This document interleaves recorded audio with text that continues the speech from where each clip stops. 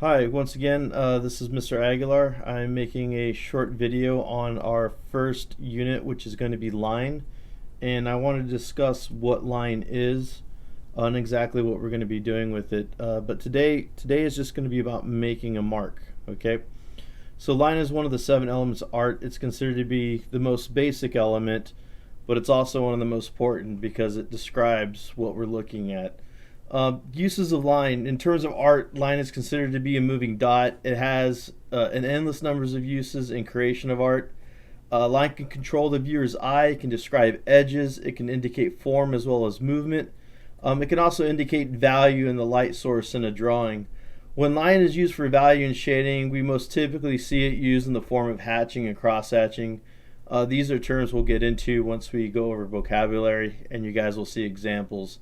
Although these are arguably the most common forms of line adding value, there's endless numbers of ways that it can be used. Simple way of thinking about line is imagine a point or a dot that moves. Okay, line is also a mark that you're going to be creating, and that mark can be descriptive or non-descriptive based on what you're doing with it. A lot of the terms you're going to find that we use in art class are going to be unfamiliar. A lot of the vocabulary we use is very specific towards art, and as we move along you'll pick up more and more vocabulary, so don't worry about that. So one of the things I'd like to do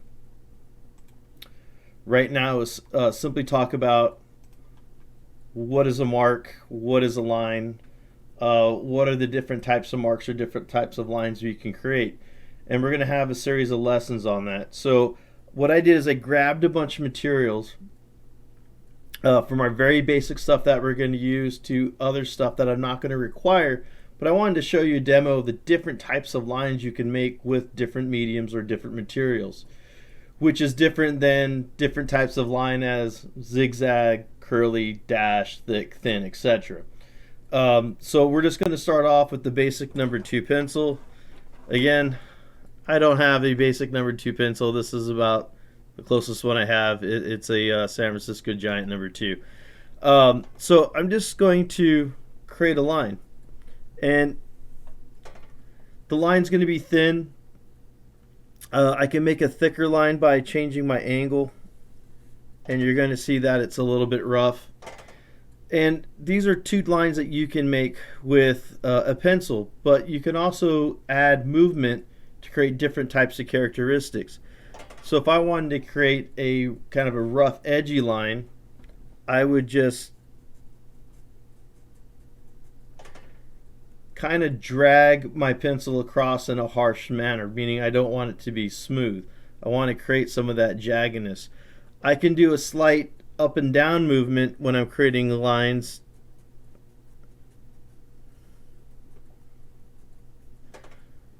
and that's going to give me a different feel. So I want to show you guys what you can do with some other mediums. So I'm going to use the drafting pencil next. I went over this in the first video. Again, one of the most versatile ones because it can be used as a mechanical pencil, but it can also be used like a traditional regular pencil. So again, different lead weights. I believe I have an HB in here, which is the same as that number 2. And then I can come down here and I can create a nice thick line. This is something that you would do to create something lighter, bolder, thicker, but you could also use this to start shading. I'm going to go with a standard mechanical pencil, and again, mechanical pencils, I'm pretty much just limited to that. I can't really go here at an angle and create a different type of line because it'll simply break the lead. But these gives me very nice, clean, very nice, precise lines that you can draw, especially if you're using a ruler to create a straight line. So I use these for a lot of technical drawings. If I need to create a lot of straight lines, this is the type of pencil that I would go to. Here is an art pencil. This is the Tombow that I talked about in the last one when we discussed materials. And again, you're not really going to notice the difference on camera. And even though this is an HB, you can clearly see it's darker. These Tombows are much smoother than your regular pencil. So while you can't see it, you'd be able to feel the difference between a regular pencil and art pencil, because a regular pencil is just going to feel nicer as you're moving. It's going to feel smoother. It's not going to be as scratchy. So you can hear it and you can feel it. You necessarily can't see it on camera. It's something you kind of have to experience. So those are pencils. Let's move beyond pencils. Here's an ebony. Okay, again, these are different than your regular pencils. They go down very, very dark, but they can shine a lot, so they're going to reflect a lot of light. And again, I'm going to come through and just make a line. And I think even with the camera, you can see the difference between these lines and the rest of the lines made with the pencil. They have a different characteristic about them, but they are soft. I just broke the tip off of this, so that's something to keep in mind. Charcoal pencil. Now, charcoal pencil is a completely different medium. This is not graphite. When I use this in conjunction with other charcoal materials, whether a charcoal stick, a charcoal vine, or a charcoal chunk. So these make very distinctive lines. You're going to have excess that you're going to want to blow off. You'd much rather clean it off over a garbage can, because wherever you blow it off is going to end up coming back at you and getting on the back of your paper. It also smears really, really fast and easy, so you want to keep your hand away from it. And again, you can make your different types of lines, and you can see that these lines are going to be much thicker than your regular pencil. So this is one of the things I was talking about, a charcoal stick. And the charcoal stick, again, you can see just setting it on the paper already made a mess. Understand, if you use something like this, you are going to make a mess. It's going to get your hands dirty. But again, you can get some really cool effects. You can do a lot of things with it while you're making a line. So whatever type of marker line you make, it's going to be very unique and different compared to, let's say, a pencil, especially a mechanical pencil. And you can see how these all look similar values. They all have a similar texture. That's because these are both charcoal, and they're going to create a consistent type of texture, a consistent type of color or value to them because of the material that's being used. These are great for making like nice jagged lines, something dramatic, edgy or sketchy. So these are really great, but you can see that my hands are already getting dirty.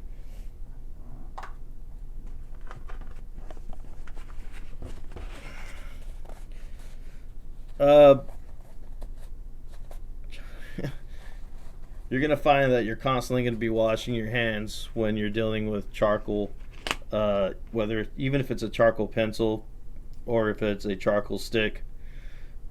You're going to get messy. This right here is actually a graphite bar. You find these in art stores. You're not going to find these like at your Staples,